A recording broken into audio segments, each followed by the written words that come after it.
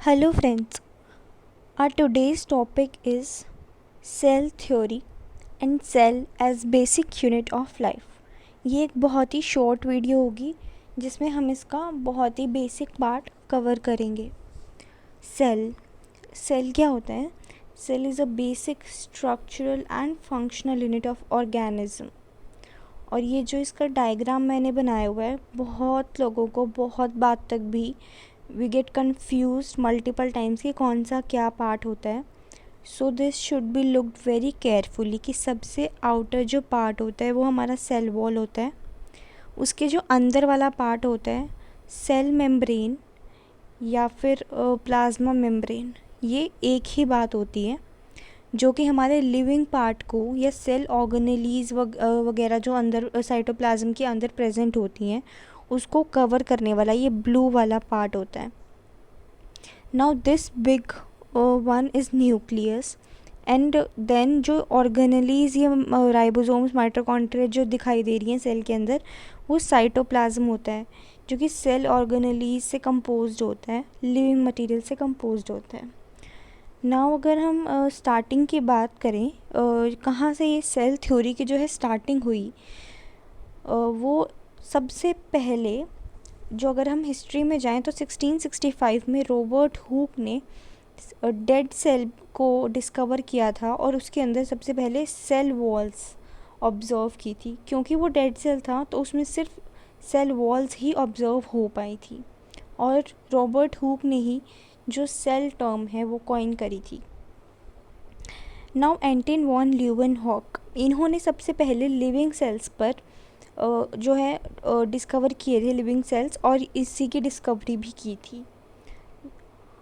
अब एक अलग एक चीज़ है जिसको डिफरेंशिएट करने में जो हमें हेल्प करेगी यूकैरियोट और प्रोकैरियोट्स में, वो मेजरली क्या है। यूकैरियोट्स में जो न्यूक्लियस होता है वो मेम्ब्रेन से बाउंड होता है, जबकि प्रोकैरियोट्स में कोई बाउंड्री ऐसे नहीं होती है हमारी डिफाइंड न्यूक्लियस की, और वो कोई नॉन मेम्ब्रेनस न्यूक्लियस जो है प्रोकैरियोट्स में प्रेजेंट होता है। Now coming on to the cell theory, in the 1839 Schleiden and Schwann दो साइंटिस्ट थे। Schleiden was a German botanist and Schwann was a British zoologist. ये नीट पॉइंट ऑफ व्यू से भी एक बहुत इंपॉर्टेंट क्वेश्चन बनता है अपने आप में। देन सेड दे सेड कि जो भी लिविंग मटेरियल्स होते हैं, जो लिविंग थिंग्स होती हैं, वो सेल से ही बनी होती हैं। नाउ आफ्टर दिस 1839 के बाद में रुडोल्फ वर्च्यू आए जिन्होंने कहा ओमनिस सेल्यूला ई सेल्यूला। बहुत ही फेमस सेइंग है कि जो भी लिविंग सेल्स होते हैं वो एक प्री एग्जिस्टिंग सेल्स के बाद ही अराइज होते हैं। वो एक प्री एग्जिस्टिंग सेल जो होता है उसके थ्रू ही अराइज होंगे। नाउ एक मॉडर्न सेल थ्योरी जो आज तक प्रेवलेंट है, जिसको हम भी मानते हैं, which is very much modified. इसके ये मेजर 6 पॉइंट्स हैं। The first one says all non living organisms are made of one or more sales. एक या एक से ज़्यादा सेल्स का बना होता है लिविंग ऑर्गेनिजम्स, और जो भी सेल कंटेन कर रहा है वो एक लिविंग ऑर्गेनिज्म कहा जाएगा। The cell is structural and functional unit of the life. All cells arise from the pre existing cells by division. अब वो प्री एग्जिस्टिंग सेल से वो एक तरह से यहाँ पर जो रुडोल्फ वर्च्यू ने कहा था वो थोड़ा सा हम उसको इनकम्प्लीट मान सकते हैं, क्योंकि यहाँ पर डिवीजन जो वर्ड है वो मिसिंग था। तो प्री एग्जिस्टिंग सेल से अराइज ज़रूर होते हैं, वो अपने आप ही नहीं अराइज होते हैं, वहाँ पे एक डिवीजन का जो है प्रोसेस होता है जिसकी वजह से सेल्स अराइज हो सकती हैं।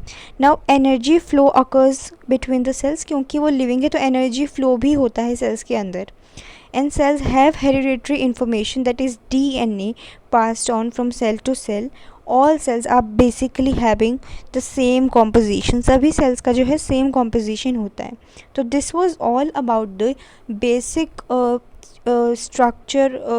structure and as cell as basic unit of life, and also the cell theory covered in this. So if you like the video, you know the drill. Please like, share and subscribe the video. Thank you.